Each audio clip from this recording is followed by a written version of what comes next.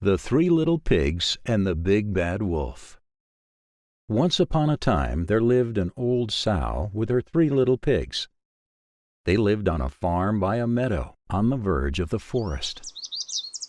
All day long the 3 little pigs played and danced and had lots of fun.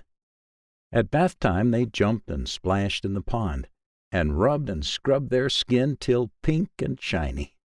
At dinner time their mother cooked them delicious dishes with truffles and potatoes, and cherries on cakes which made our cute pigs grow plumpy and chubby.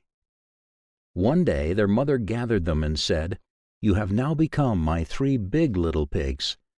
It's time to leave the house and go seek your fortunes. But remember, always be careful, for the big bad wolf is lurking." With this advice they set off. The youngest pig was a dreamer. He loved picking flowers and gazing at the sky. He gathered some straw and twigs and built a house out of it. And then he went to pick daisies and poppies to decorate the house. Meanwhile, not far in the woods, the wolf was lurking. The second pig was lazy.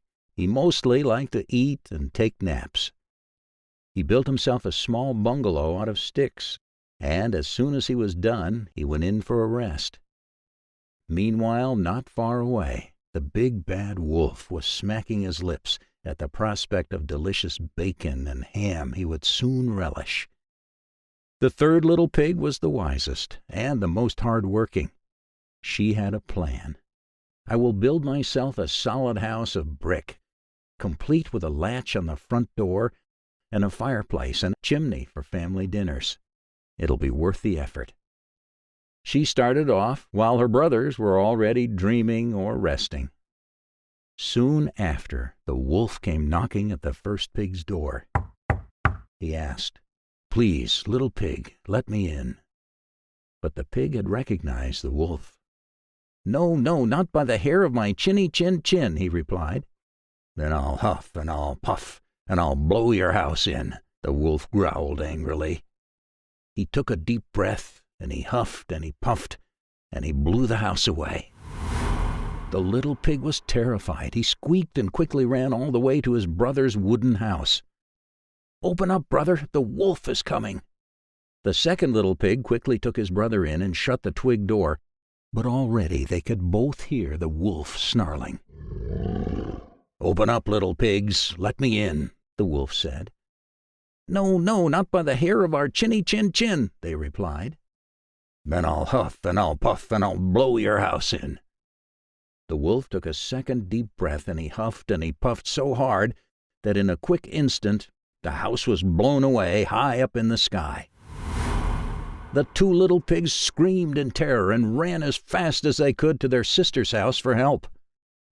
The third little pig let them in and locked the door.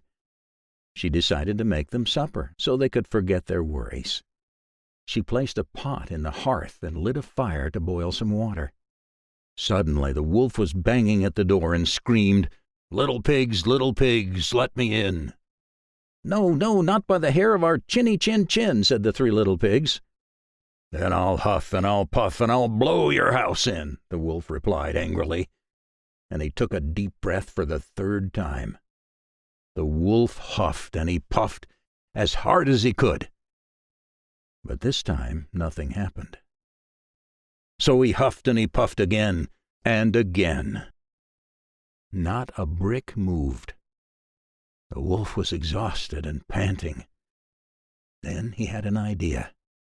"I'll climb onto the roof and get in through the chimney." Luckily the wolf wasn't discreet, and the pigs heard the rattle and guessed what he was up to. In the hearth the water in the pot was boiling. As the wolf was climbing down the chimney, he missed a step and fell right into the boiling pot. He screamed in agony, "Ouch, ouch, ouch, please let me out." The pigs burst out laughing and let him out. The wolf ran to the river nearby and dipped his burnt tail. He was never again to be seen. Back at the farm, the old sow heard of her son's exploits and said, "I'm so proud of you, my beloved little pigs. You have learned your lesson. We must not be lazy and take things easy if we want to defeat our ferocious enemy.